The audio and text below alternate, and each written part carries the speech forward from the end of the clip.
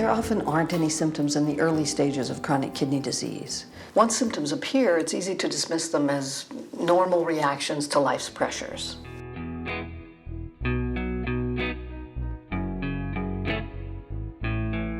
The stages of kidney disease actually range from 1 to 5. Stage 1 is very, very early in kidney disease, and it's actually classed as normal kidney function, but something is wrong, okay? So that something being wrong is you have some protein in your urine, or you have an anatomic defect, like you have one kidney or whatnot. When you get to 3 and 4, those stages are really when there's damage, which is either going to show up with sometimes symptoms, or we're going to actually identify situations where people may, have lab abnormalities related to other reasons that the kidney is not functioning well or filtering blood.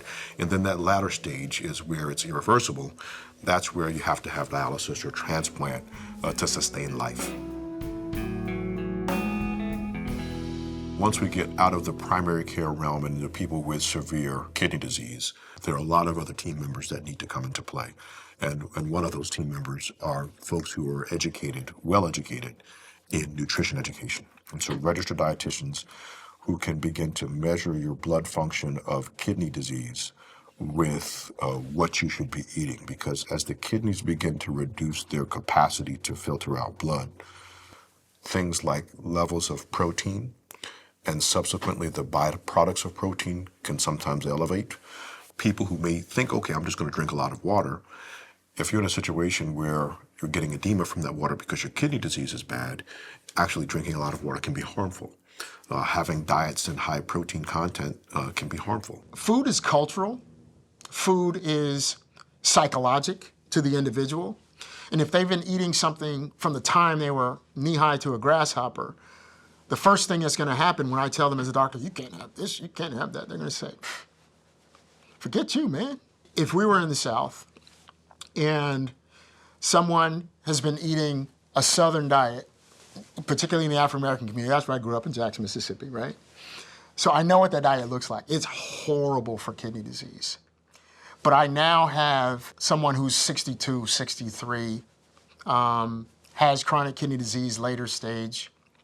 I'm gonna help them manipulate that diet into some healthier choices inside that diet, but I'm weird in that I will not deny them that.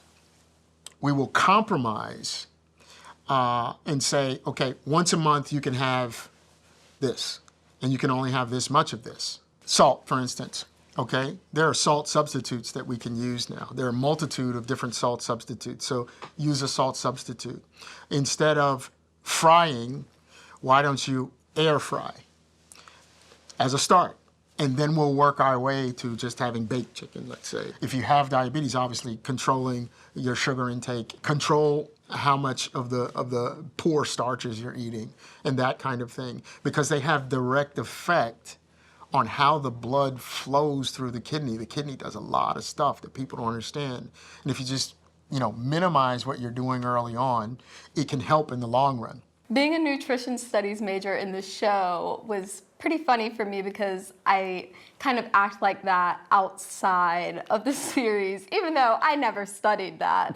I just like to do a lot of my own research and finding out what I'm putting in my body and just being more aware of that and helping my loved ones who don't really focus on that. I want them to have a long life and be healthy, and so I try and put that on them. The advice I would give to another couple is to please consider lifestyle change. Look into exercise, reducing stress, low sodium. I believe that's the key, is to look into any dietary or lifestyle changes that are needed and get that knowledge and support.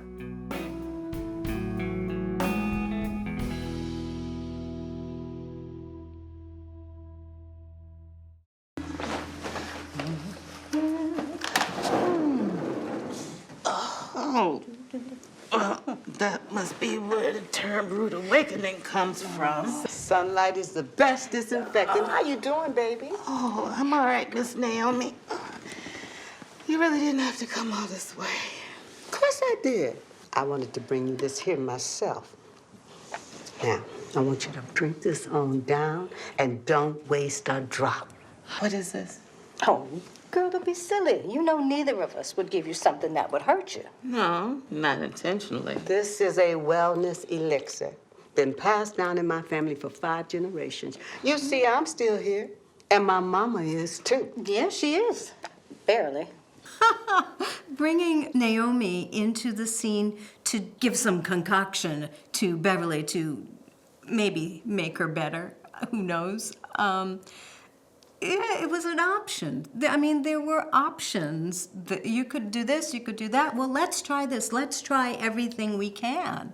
And, you know, I trust Miss Naomi because she's helped me and my friends go through other things, you know, ailments when we get older. And, oh, take this, honey, it'll make you feel better. And it generally did. So, you know, well, why not? And nowadays, with all the homeopathic medicines and things like that that are coming out, you know, it's the same thing. It's the same thing. It's like, yep, take this, you know, herb, you know, and add some honey to it and maybe some apple cider vinegar, and that'll cure everything. It was basically the same thing. I think more of our patients are using complementary alternative medicine, so non-traditional things, than they're not.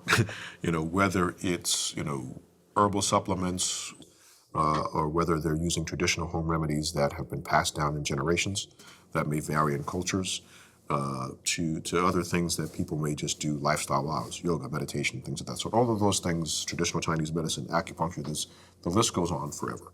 And I think the challenge is that for those of us, you know, in the medical profession, knowing that there are probably some things that fall under complementary alternative medicine that help, that just haven't been studied as well, puts us in a tough position because we have to really go on what the evidence shows us works. So I'm always having to talk Black patients off of the ledge about, oh, I'm not taking that medication, I'm going over here to herbal so-and-so. I'm like, yeah, you can go to him, but you got this disease. You need to pay attention to this, right? We have scientific method to say you need to pay attention to this in this way, and if that stuff helps, cool, I got no problem with it. But you're gonna bring that to me too. And guess what? I'm gonna do my homework on that to make sure I know that I'm not giving you something that mixes with that, okay? Or I'm gonna research it and say, nah, you don't wanna take that. Not with what you have right now, okay? Because people don't train like we train, right? They don't do the deep dive in physiology that we do, you know, most people. Now, some naturopaths go to school for 6 years. Those are the ones I like to work with. I think the biggest concern is that when people say, I'm not going to do anything in Western medicine and only do unproven therapies because I don't trust that system, they've treated me badly, or I just think that this is the way to go, people may miss out on things that we know through strong evidence is going to help them.